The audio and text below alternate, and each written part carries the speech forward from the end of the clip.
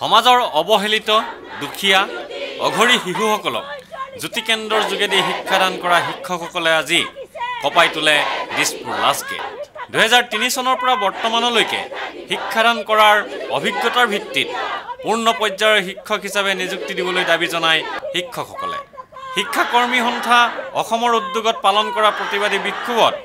বহু সংখ্যক শিক্ষকে অংশগ্ৰহণ কৰি পৰিৱেশ উত্তাল কৰি তোলে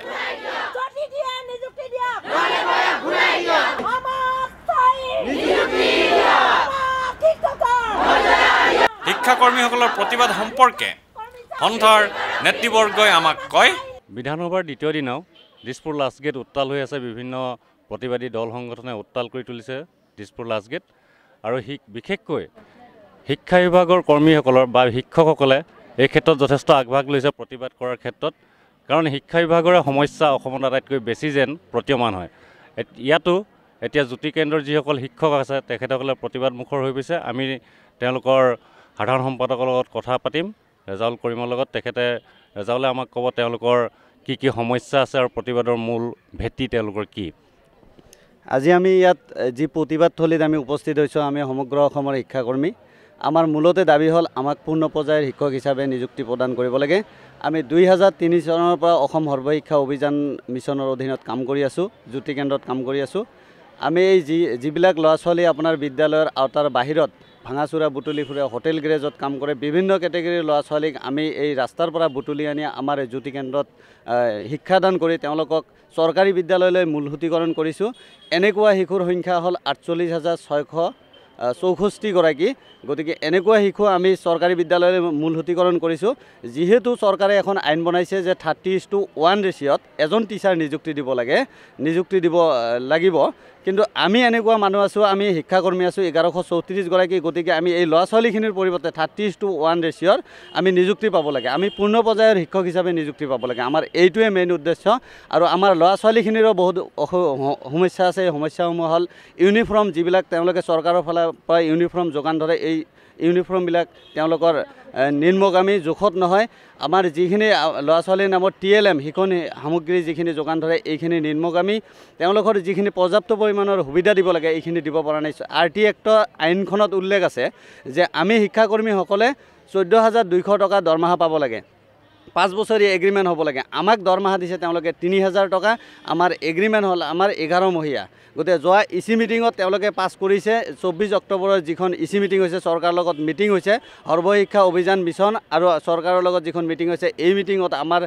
দৰমহাৰ গাঁথনিটো 3,000ৰ পৰিৱৰ্তে তেওঁলোকে 5,000 কৰি দিছে তেওঁলোকে আজিলৈকে আমাক এই দৰমহাখিনি দিয়া নাই যিহেতু আইনখনতে আছে যে 14,500 টকা দিব লাগে যেহেতু তেওঁলোকে দিয়া নাই এই ক্ষেত্ৰত আদালতলৈ যোৱাৰ কিবা আপোনালোকৰ সম্ভাৱনা আছে নি বা চিন্তা চৰ্চা কৰিছে কাৰণ আদালতলৈ আমি যাব বিচৰা নাই কাৰণ আমি আদালতত গৈ থাকিম আন্দোলন কৰি থাকিম এইটো আমাৰ উদ্দেশ্য নহয় যিহেতু আমি ল'ৰা ছোৱালীখিনিৰ লগত জড়িত হৈ আছোঁ আমি বাটৰ ল'ৰা ছোৱালী আনি কেন্দ্ৰত আনি শিক্ষাদান কৰিছোঁ গতিকে এইখিনিৰ পৰিৱৰ্তে আমি নিযুক্তি বিচাৰিছোঁ আইনত উল্লেখ আছে অসমত গোটেই ভাৰতবৰ্ষত যদি আইনখন আহিছে আইনৰ যোগেদি যদি এইটো চলিছে কিন্তু আইন নমনা হৈছে চৰকাৰে RT এক্ট আইনখন উলংঘন কৰিছে অসম চৰকাৰে RT এক্ট আইনখন উলংঘন কৰিছে কাৰণ আইনত উল্লেখ আছে 23.3 ছেকশ্যনত উল্লেখ আছে যে শিক্ষাকৰ্মীসকলে শিক্ষকৰ সমপৰ্যায়ত সুবিধা পাব লাগে কিন্তু এই সুবিধাখিনি আমাক দিয়া নাই কিয় চৰকাৰে দিয়া নাই গতিকে আইন উলংঘন কৰিছে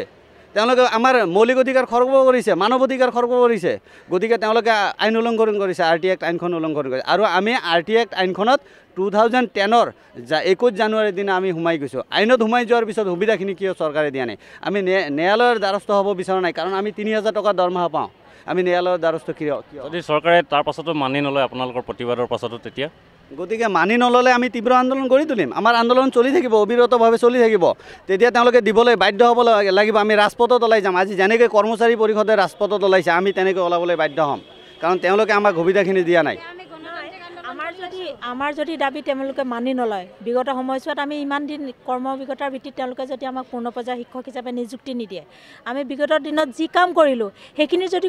কোনো মূল্য তেওঁলোকে প্ৰদান নকৰে তেতিয়াহ'লে আমি আন্দোলনে কৰি নাথাকোঁ বা আইনৰ দ্বাৰস্থটো আমি নহওঁ কাৰণ আমাৰ পইচা পাতি ইমান নাই আমি 3000 টকাৰ কৰ্মচাৰী আৰু তেওঁলোকে যদি আমাক নিদিয়ে আমি শেষ পৰ্যায়ত আমি সকলোৱে আত্মসহায়ক দিবলৈ বাধ্য হ'ম কাৰণ কি আমাৰ লগত আমাৰ প্ৰত্যেকৰে এটা পৰিয়াল জড়িত হৈ আছে 3000 টকাই আজিকালি কি পায় একো নাপায় যদি অসম চৰকাৰে আমাক দিয়াৰ কোনো সদিচ্ছা প্ৰকাশ নকৰে তেতিয়াহ'লে বিগত সময়ত আমি আন্দোলন কৰি থাকিতো লাভ নাই তেওঁলোকে যদি নামানে তেতিয়ালৈকে আমি